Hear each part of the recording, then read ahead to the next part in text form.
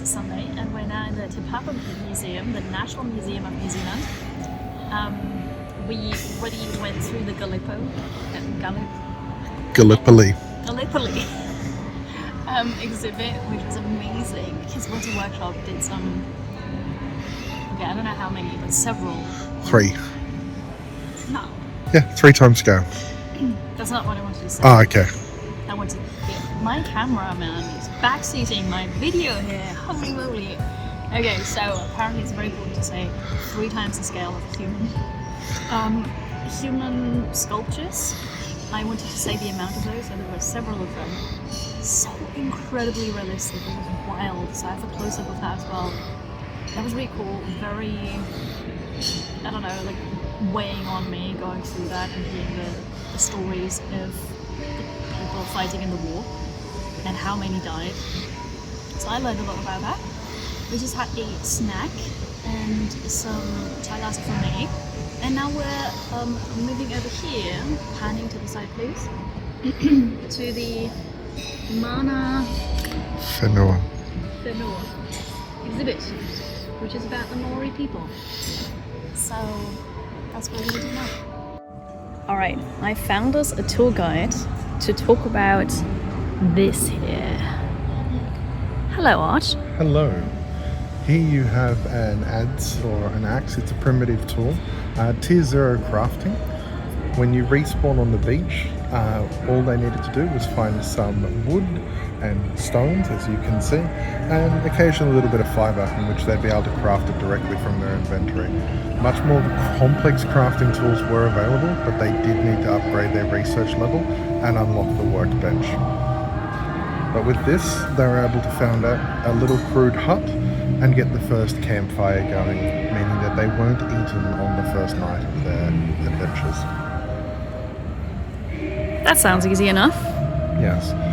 From there, once they spent more time building these and building huts, they eventually learned the skills to make complex things such as workbenches, forges, and other smithing tools, unlocking stone and even carved wood tiers of research.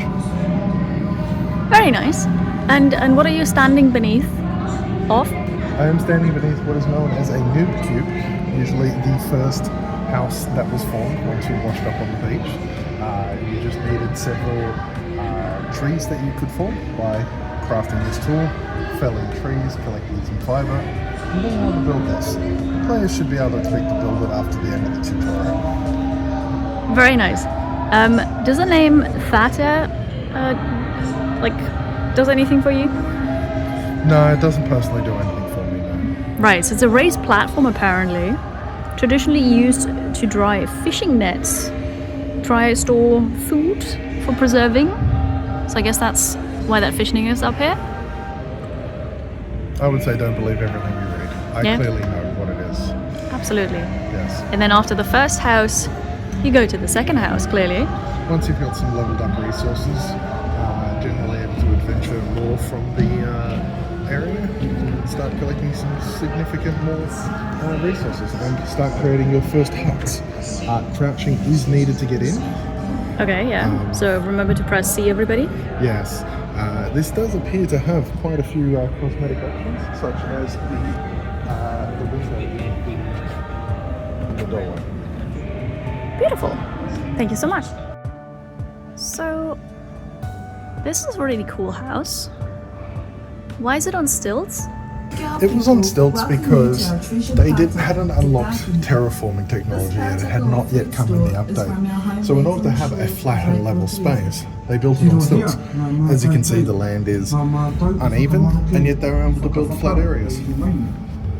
It's pretty cool. Yeah. But also, before you found the unmute button, you said something about rats not being able to get in? Yes, I believe that is part of it, that it was basically raised it from the elements and also away from pests and stuff being able to get in.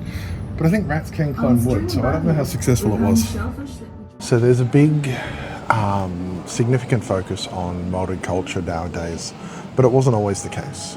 Early 20th century, Māori language was outlawed and there was a lot of likening them to savages and such, in which they were, a lot of the things that make Māori culture Māori was taken away from them or made illegal.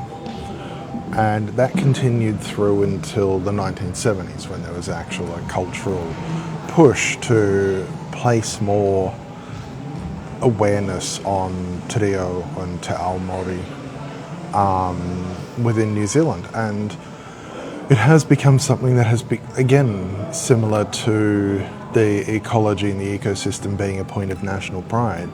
The culture of Māori and the awareness of it has become a point of pride in New Zealand as well. So something like that becomes easier to introduce and encourage and teach. Nowadays, te reo Māori is taught in primary schools, and te reo Māori is one of the official languages in New Zealand, meaning that all government documents have to be available in te reo.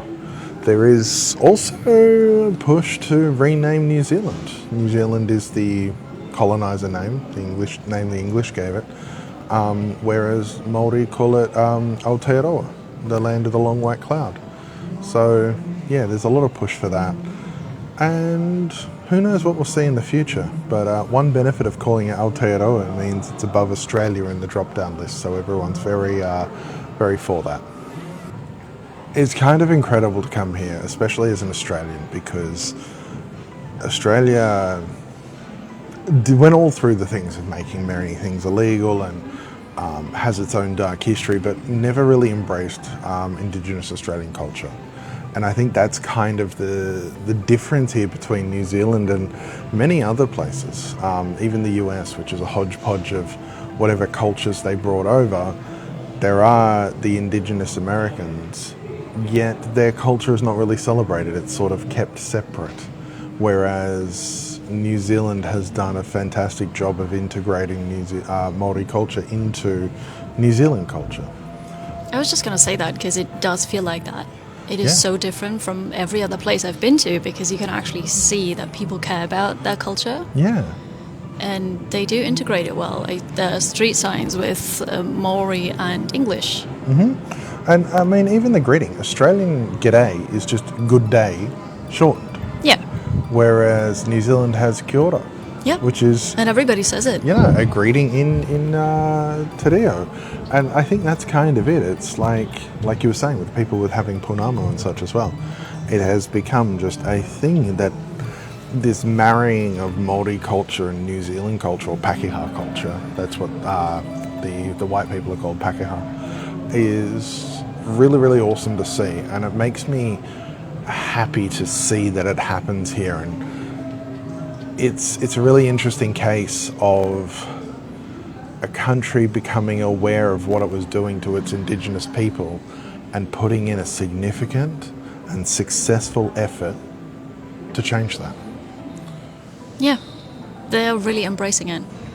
Yeah, and I wish I saw more of it in Australia, and I'm sure people would everywhere in the world. Yeah.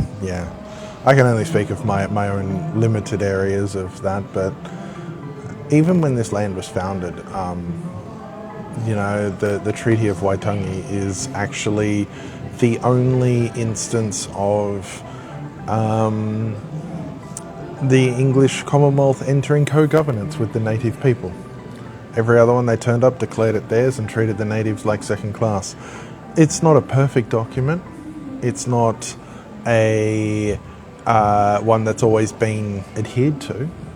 But I think the very fact that it exists and there is work being done nowadays to recognise the errors of the past within it, I think that's really awesome and really important. It is. It's really amazing to see. Also, what New Zealand does for the nature, how they respect nature, and they're like, I don't know how many decades ahead of everybody else, it feels like. Yeah, I think there's a part of it being like, it is just so beautiful.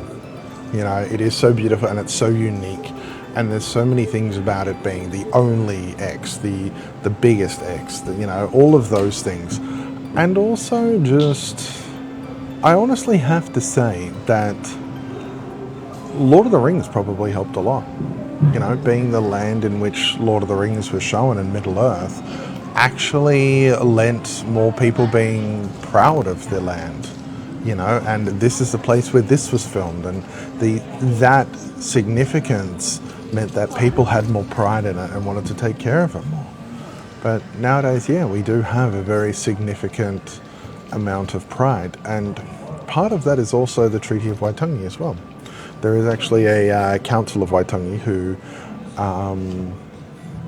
must be spoken to, conferred with, in any decisions regarding, you know, work done on the land, such as mining and power plants and all of that. And they've been pretty strong in protecting the natural land.